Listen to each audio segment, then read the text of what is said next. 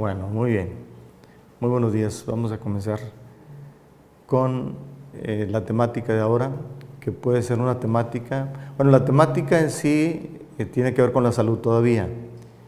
Y vamos a manejar los temas de salud de acuerdo a sus inquietudes que tengan y quieran hacer alguna pregunta. Y puede ser una, como ya lo hemos estado trabajando, pueden ser 2 preguntas, 3, de acuerdo a cómo nos ampliemos en el tema. Entonces, no sé si quieren hacer alguna pregunta de salud. Todavía estamos en la misma condición de no poder hablar de otra cosa más que de salud por lo pronto.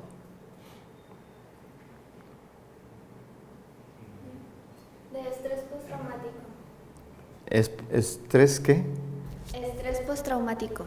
O sea, el trastorno de estrés postraumático, que es cuando las personas padecen una situación difícil, por ejemplo, como lo que ocurrió hace unas semanas de los sismos, es tan traumático que llega un punto en el que las personas no pueden retomar su vida normal, o sea, sienten como que todavía están viviendo esa situación difícil. Sí, muy interesante esa pregunta. Y es en realidad un tanto traumático, vamos, es traumático vivir una situación así. Ana se refería a la situación, por ejemplo, de lo que a pues decenas, centenas, quizás miles de personas les haya ocurrido en México con lo ocurrido con los sismos. Y queda un trauma, que el trauma no es fácil de eliminar. Es como vivir de nuevo exactamente lo que se vivió, con lo que ocurriera similar, con algún estímulo que entrase en la persona, similar a lo que sucedió que le provocó el trauma.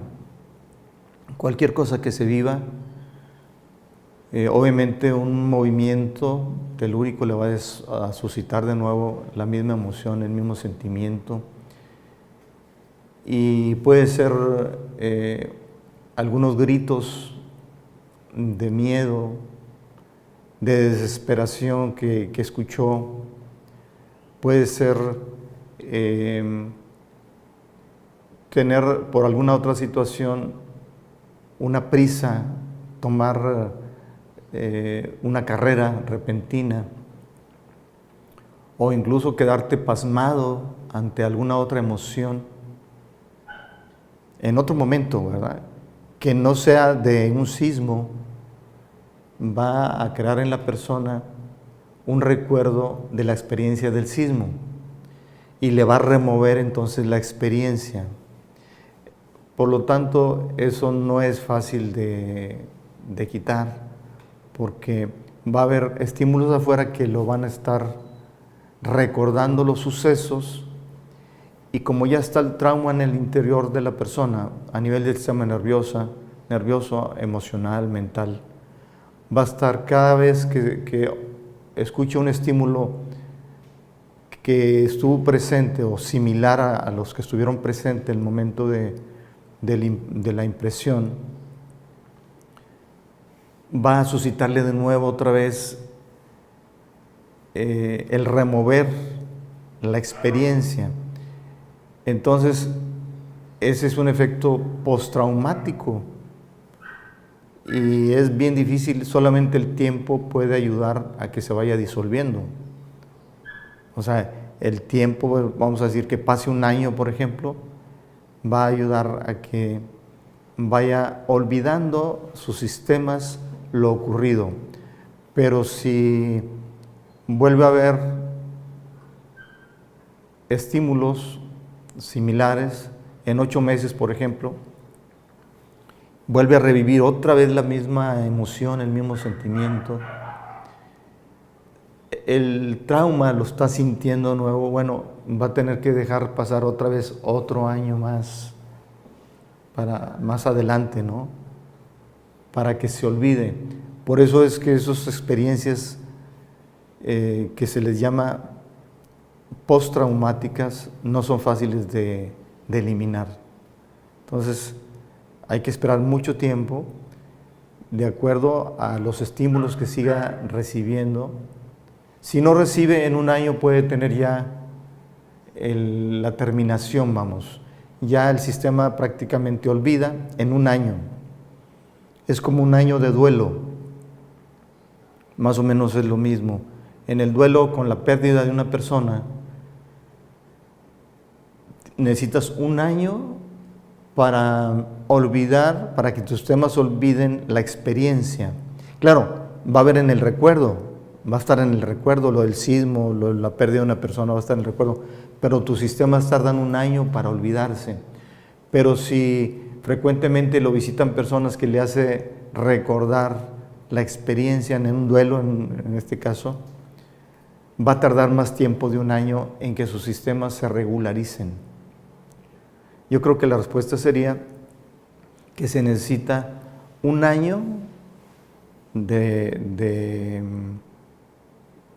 tiempo para que la experiencia sea olvidada, no en el recuerdo, no en el recuerdo de la memoria, sino en el recuerdo de sus sistemas. Entonces el trauma desaparecería en un año. ¿Se responde? Me surgieron más dudas. Bueno, más dudas respecto de lo mismo. Por ejemplo, en el caso de los militares, que también son los que más sufren estrés postraumático, lo que se hace con ellos, o lo que suele pasar, es que inmediatamente los llevan a un montón de reportes que tienen que dar por lo que atravesaron, y en algunas ocasiones cuando detectan que hay estrés, les remiten enseguida a una terapia que prácticamente les hace estar hablando de lo mismo en varias ocasiones. La finalidad es como que vuelvan a integrarse en su vida cotidiana, pero muchas veces les hacen el seguir hablando de eso. Y la pregunta va más encaminada en el hecho de que qué pasa, por ejemplo, los militares, los que viven explosiones nucleares o eventos muy traumáticos que también tienen este trastorno. Sí. ¿Qué pasa ahí? Porque hay veces en las que tienen años, o sea, gente que, no sé, cuando joven fue militar y resulta que ya tiene 60, 70 años y sigue sintiendo que está en la guerra o que los van a atacar, a grado de que hasta protegen su casa como si estuvieran ahí. O sea, es impresionante. Incluso algunos pueden llegar a ser criminales por sentir todavía que están en un momento de guerra, ¿no? Y que aparentemente quieren proteger su casa, pero en realidad se están imaginando que viene alguien y los ataca. Muy bien. Sí, aquí son efectos postraumáticos, efectivamente, que duran más tiempo porque, como bien decías, lo someten a que en los interrogatorios que tienen que llenar, o sea, formularios que tienen que llenar respecto a los hechos ocurridos, están recordando, pero existen situaciones, personas posiblemente, que se encargan de estárselo recordando, momentos que evitan que el proceso se olvide, y no nada más de la memoria, de las propias situaciones, porque en la memoria y vivir situaciones que ya pasaron, pero que estás en un interrogatorio, por ejemplo, y vuelves a estar en otro interrogatorio y en otro, es estar removiendo lo mismo, y por eso pueden durar años, y se meten en movimientos como muchos de la guerra de Vietnam, ¿verdad?, que se metieron en movimientos en protesta respecto de, pues, simplemente mandar a la guerra sin causas reales, sino por provecho o por el afán o con el afán de buscar fines mezquinos. Pues todo eso es estar enfadando a la persona haciéndole recordar lo que ya vivió, y pueden pasar 10 años o pueden pasar más y no va a pasar el trauma porque está todavía inmerso en lo mismo. Aquí de lo que se trata es que se olvide la persona ya en su memoria consciente, que no esté constantemente con la problemática, porque no lo va a olvidar. Eso hasta que no lo quite de su memoria y lo esté tratando, o más bien lo deje de tratar, no se le va a olvidar. El trauma va a seguir y puede encadenarse a ese trauma muchas otras experiencias, como decías, de seguirse culpando, en los casos de la guerra, de seguirse culpando de haber pues, matado o casi asesinado, cuando realmente no están justificadas las guerras. Prácticamente es ir a asesinar a personas. Eso es súper traumático y no es fácil de dejar de recordarlo, porque va a haber muchas cosas que hacen que lo vuelvas a traer a tu vida y no lo olvidan, ¿verdad? Entonces, en ese sentido pueden pasar, no un año, pueden pasar 10 años, 15 años, 20 años, nunca lo vas a olvidar, porque siempre hay cosas que te lo van a estar recordando. Y por lo tanto la persona, los traumas, el daño del trauma, no va a poder solucionarlo. Siempre va a tener en su alma un estrés del trauma. Siempre lo va a tener. ¿Sí se responde? Muy bien. Maestro, yo quería preguntar, o sea, hablamos de que para buscar la espiritualidad y abrir los chakras y demás, obviamente es ser lacto vegetariano, lo que se recomienda. Pero que cuando alguien no quiere dejar las carnes, ¿pudiera haber algún alimento que le ayude a dar un paso antes de dejar las carnes como tal? O sea, algún alimento que sea más espiritual, que bueno, si estoy come, por decir papa o no sé, o alguna otra cosa, no sé. Digo, yo dije por decir un alimento, me va a ayudar a que dé el paso hacia el vegetarianismo. ¿Algún alimento antes que te ayude al vegetarianismo, a animarte al vegetarianismo? ¿Algún alimento específico que ayude a que la persona se meta a la disciplina de la alimentación ovo-lacto-vegetariana, por ejemplo, sí, con mayor facilidad? El chayote puede ayudar.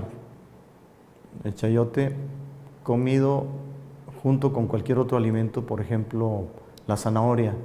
Si le gusta un jugo de zanahoria, póngale un cuarto de chayote diario por 10 días y puede ayudar a que la persona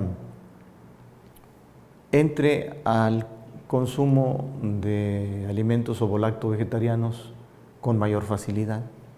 Lo mismo puede ayudar el chayote a las experiencias postraumáticas, también puede ayudar el chayote. Y a los recuerdos que se tienen, por ejemplo, de una experiencia fuerte, una experiencia dolorosa, de una enfermedad. ¿Se acuerdan que hablamos, o no sé si fue en particular contigo, Ana, cuando me preguntaste la vez anterior, respecto de las experiencias que quedan como una especie de recuerdo, una tos o la gastritis, en particular en tu caso fue el reflujo gástrico, puede quedar como una especie de recuerdo. Cualquier sustancia que suba hacia el esófago puede recordar un reflujo gástrico, aunque ya haya pasado buen tiempo, y no es porque esté padeciendo de nuevo el reflujo gástrico, sino porque el momento circunstancial de que tiene ahí un breve reflujo va a recordar que ya padeció reflujo gástrico y se le va a intensificar. Esos son lo que queda en la memoria de la propia enfermedad. El chayote también ayuda a eliminar eso. Cuando quedan las memorias, por ejemplo, de una tos muy fuerte, cualquier tosecita que ocurra porque a lo mejor hubo algún polvo, etcétera, tose y la persona va a recordar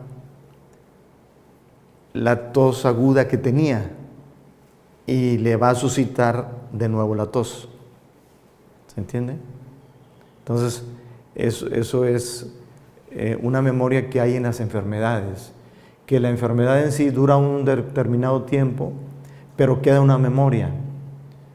Entonces, la memoria puede suscitarse con una experiencia similar y resulta que va a tender a padecer la misma problemática que en realidad tuvo, pero que ya pasó y que no está presentándose, simplemente fue un síntoma similar. ¿Se entiende? Entonces, eso es lo que pasa también con este tipo de enfermedades. Y respecto a todo lo que preguntabas, Héctor, es eso, con chayote, con un cuarto de chayote, en 10 días puede ayudar a que la persona ingrese a tener un consumo pues del tipo de alimentación, ¿verdad? El tipo de alimentos ovolácteos vegetarianos. ¿Se le daría fuerza? O sea, fuerza como, bueno, ya me siento con más ganas de entrarle. O sea, va a ser fuerza, actitud, la que va a agarrar. Le va a quitar las barreras, le va a quitar los impedimentos que haya físicos o psicológicos. Ajá. Muy bien. ¿Alguna otra pregunta?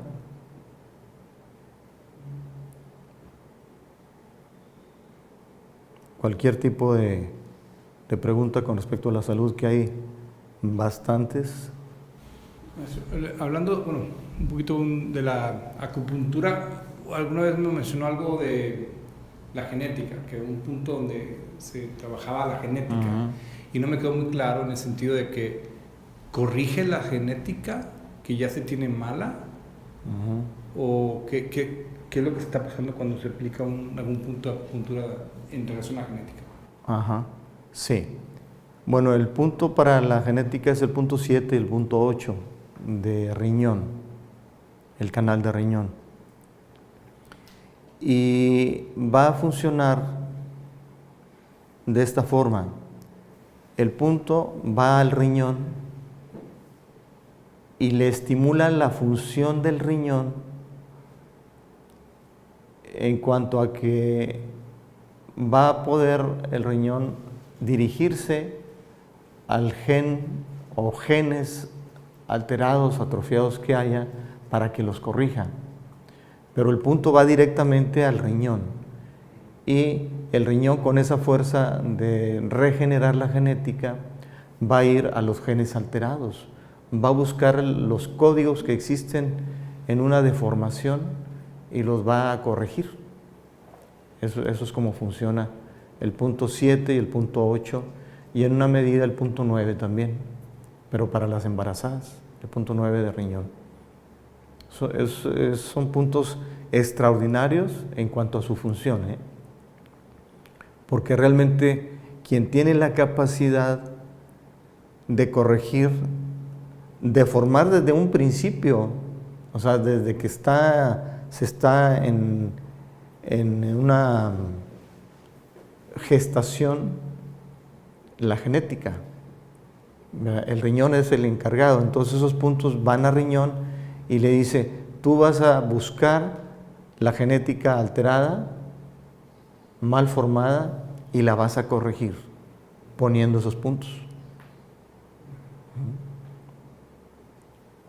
Y bueno, o sea, complementando nada más esa pregunta, si uno dijera, bueno, me voy a poner ahí, no sé si tenga yo alguna genética, alguien cualquiera, no sé si tenga la genética mía alterada, entonces me voy a poner para que se corrija en caso de que no sepa, porque hablamos de que la acupuntura a veces es como preventiva, ¿no?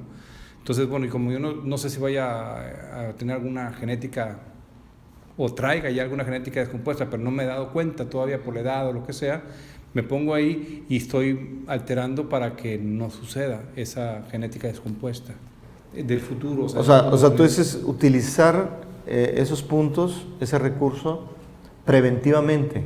para que en un futuro Para que iba a que- salir ajá. cierta genética mala a cierta edad, Claro. más adelante, No, ayuda para eso. sí es preventiva Claro. en ese sentido también. En ese sentido es preventiva, no solo curativa. Eso es lo extraordinario de estos puntos en cuanto a la genética, y la acupuntura funciona de muchas formas extraordinariamente.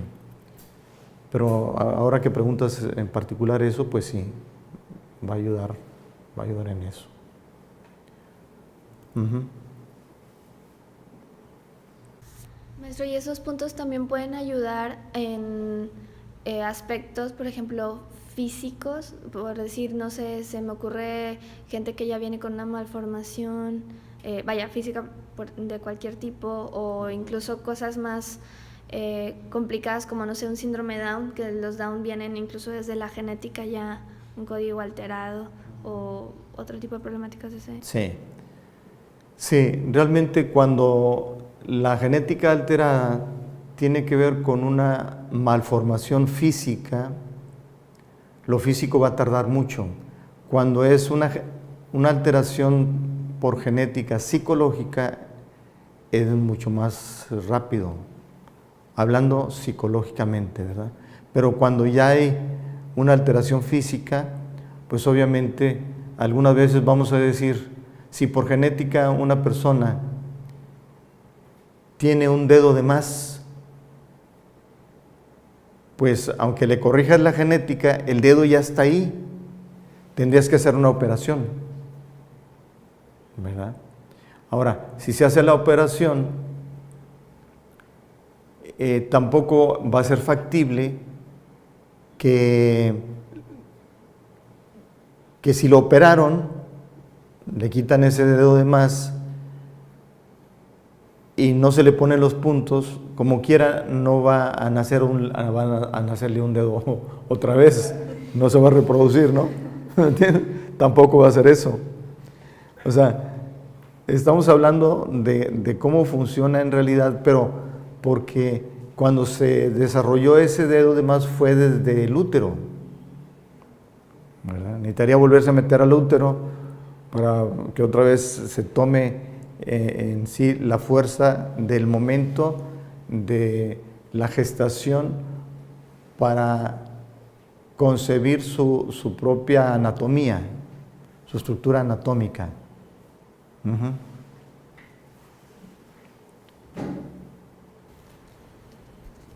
Entonces estos puntos ayudarían, por decir algo, cuando tenemos un código genético de herencia, de un padecimiento, por decir alguna diabetes, un Exacto. colesterol, algo que no está físico, pero que lo traemos y que sabemos que en un momento dado de nuestra vida se nos puede desarrollar. Exacto.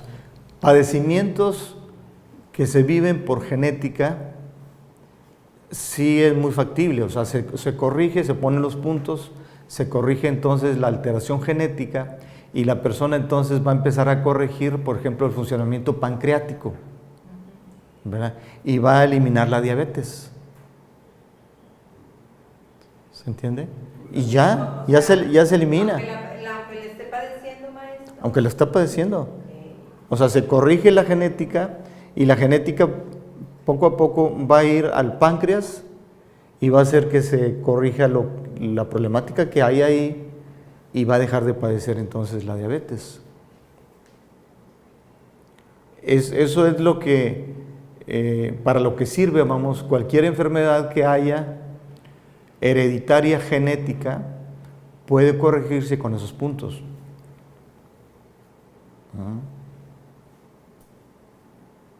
Aunque la persona esté consumiendo fármacos para... Bueno, eso sería otra situación. Si los fármacos estuviesen deteniendo el proceso de funcionalidad o para la funcionalidad, por ejemplo, volviendo al problema del páncreas, si el fármaco influencia a la genética para que ésta se modifique, pues obviamente que el fármaco sí lo va a afectar, pero no es en todos los casos. Podrá haber algunos fármacos que sí van a afectar el que el riñón realmente haga su trabajo de corrección de la genética. Podrá haber algunos fármacos. Y si hay fármacos, obviamente necesitan quitar los fármacos para que el riñón actúe. ¿Verdad?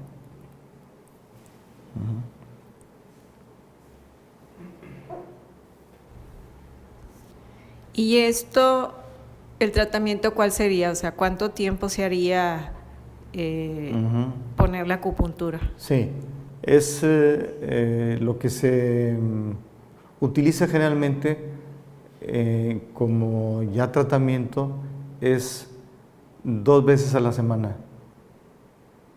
Es decir, por ejemplo, un lunes y un jueves. Los lunes y los jueves, por un mes aproximadamente, ya alcanza a modificarse el riñón en esa función de regular la genética.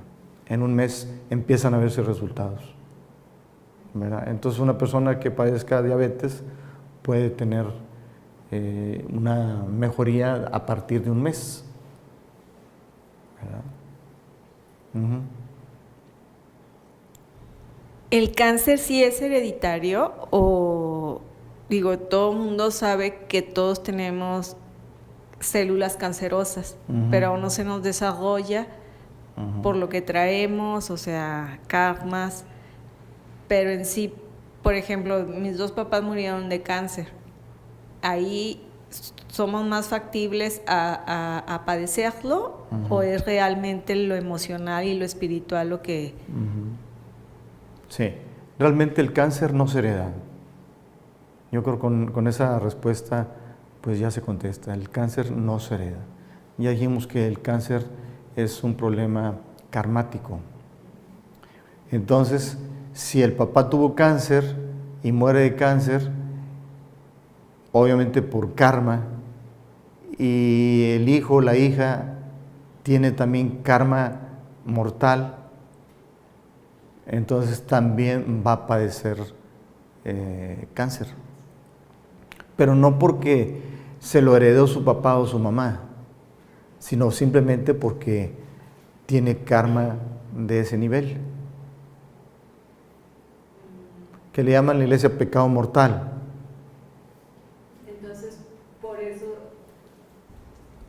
por eso se dice que todos tenemos las células cancerosas, porque realmente todos hemos hecho karmas, o sea, todos tenemos karmas. Exactamente.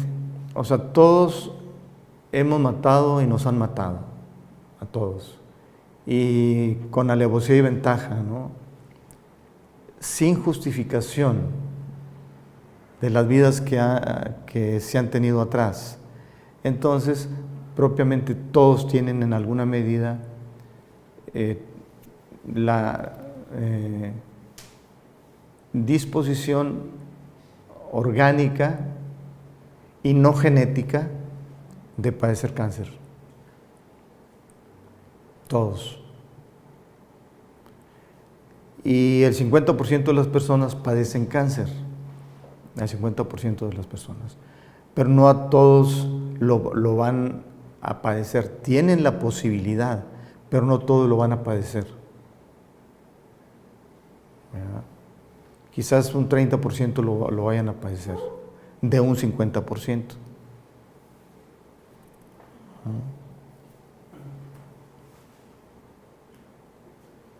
Una pregunta, maestro, de cuando a alguien le sale alguna bolita como de grasa, que a veces le llaman, ¿no? O sea, en el cuerpo, ya es que salen bolitas y luego la van a analizar si es malo, benigna o maligna, no sé.